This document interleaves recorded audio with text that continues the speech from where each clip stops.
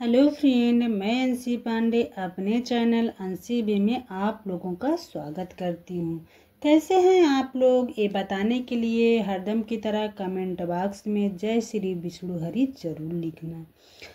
चलो हम आज जानेंगे पापकुसा एकादशी से संबंधित बहुत सारी महत्वपूर्ण बातें।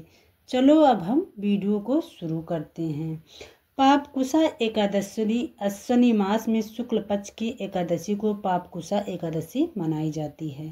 पापकुसा एकादशी के दिन भगवान विष्णु के पद्म नाभ रूप की पूजा होती है। मान्यता है कि इस एकादशी में व्रत से सभी प्रकार के पाप नष्ट हो जाते हैं तथा मोक्ष की प्राप्ति होती है। इस दिन व्रत रखने से पुण्य फलों की प्राप्ति होती तथा स्वर्ग मार्ग प्रशस्त होता है, स्वर्ग मार्ग खुला होता है।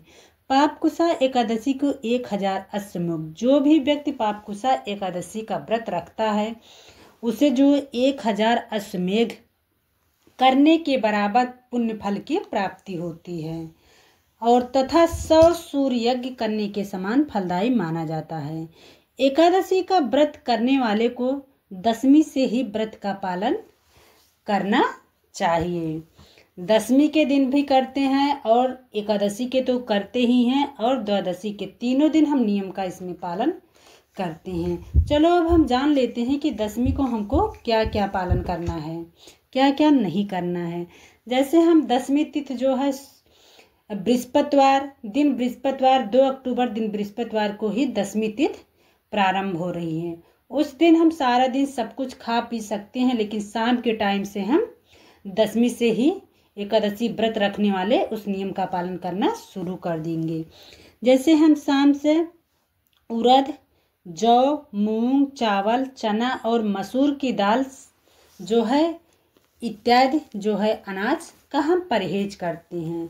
शाम के टाइम जब हम भोजन करते हैं ना हम चावल खाते हैं, ना हम उड़द खाते हैं, ना हम जौ खाते हैं, ना हम मूंग खाते हैं और ना हम मसूर की दाल खा के एकादशी का व्रत नहीं रखा जाता है जो है। और अब हम जान लेते हैं कि एकादशी के दिन हमें क्या नियम का पालन करना है। एकादशी के दिन हमको जैसे सूर्योदय से पूर्व उठकर स्नान इत्यादि करके हमको जो है भगवान विष्णु और माता लक्ष्मी का दोनों लोगों का पूजा करना है।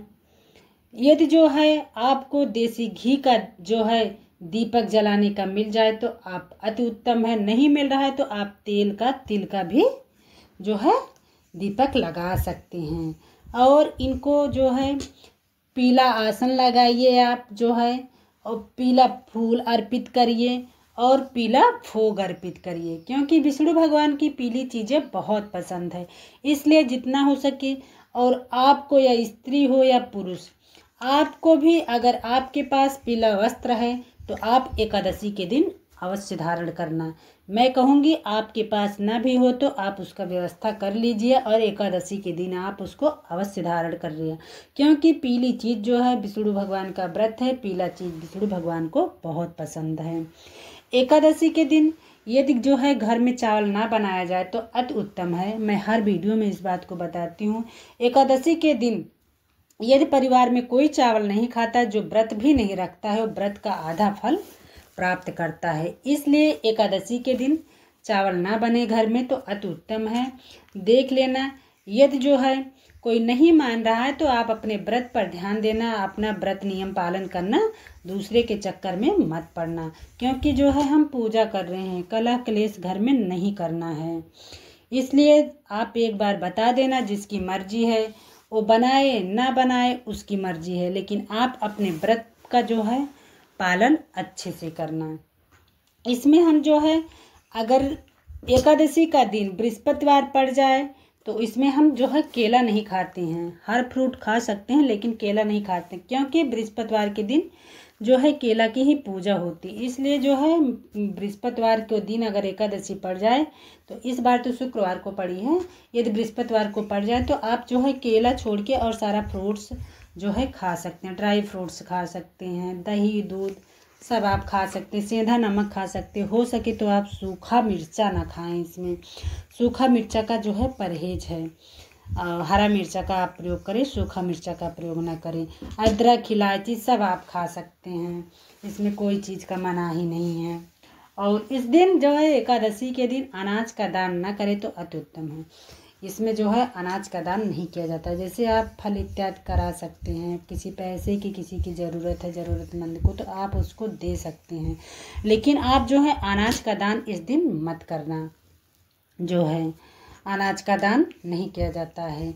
और ज़्यादा से ज़्यादा आप जागरण करें, भगवान विष्णु हरि का ध्यान करें, माँ लक्ष्मी का ध्यान करें। जो है इस दिन ना क्रोध करें आप, ना इस दिन झूठ बोले आप, ज़्यादा से ज़्यादा आप भक्ति में लीन रहें तो अति उत्तम है। और ये हो गई बात। और उसके बाद जो है चलो हम सोने वाली बात करें। दिन में तो आप बिल्कुल मत सोना, रात में यदि नहीं चल रहा है तो आप तुलसी का पत्र अपने पास रख के सो सकते हैं।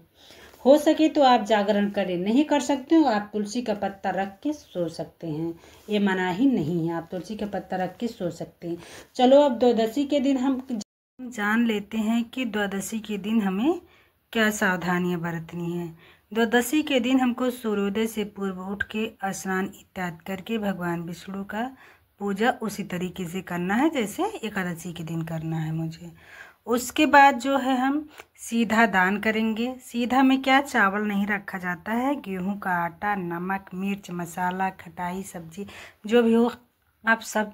दक्षिणा अवश्य आप दान करना, क्योंकि दक्षिणा इसलिए दान किया जाता है कि जो कमी बेसी रहता है उसकी भरपाई के लिए। एक काम हो गया। पारण आपको करना है क्या, किससे, जैसे आप तुलसी के पत्ता और गंगा जल से आप पारण शुरू करना। उसके बाद आप सरसों के तेल इत्यादि से बना भोजन लहसुन प्याज से मत करना। मीठा तेल से बना भोजन आप जो है पारण कर सकते हैं। ये भी बात क्लियर हो गई। अब चलो जान लेते हैं एकादशी की तिथियां कब हैं।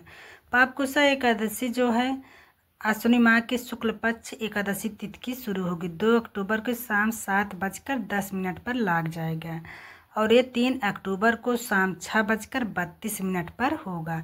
इसलिए जो है एकादशी जो है 3 अक्टूबर दिन शुक्रवार को रखा जाएगा, क्योंकि कोई भी व्रत और त्यौहार हम सूर्योदय से रखते हैं। इसलिए जो है पापकुशा एकादशी 3 अक्टूबर दिन शुक्रवार को रखा जाएगा।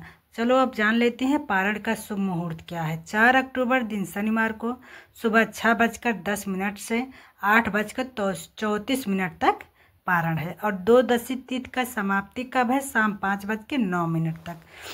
हमको कैसे भी हो दान और जो है व्रत का जो है पारण द्वादशी तिथि में ही करना चाहिए। यदि मेरा वीडियो आपको अच्छा लगा हो तो मेरे चैनल को लाइक और सब्सक्राइब पक्का कर देना, क्योंकि एक छोटी सी लाइक, एक छोटा सब्सक्राइब से मुझे बहुत बड़ी हिम्मत और प्रेरणा मिलती है, इसलिए सब्सक्राइब पक्का कर लेना। अब मैं आप लोग को मिलूंगी नेक्स्ट वीडियो में, तब तक के लिए धन्यवाद। नमस्कार। जय हरि विष्णु।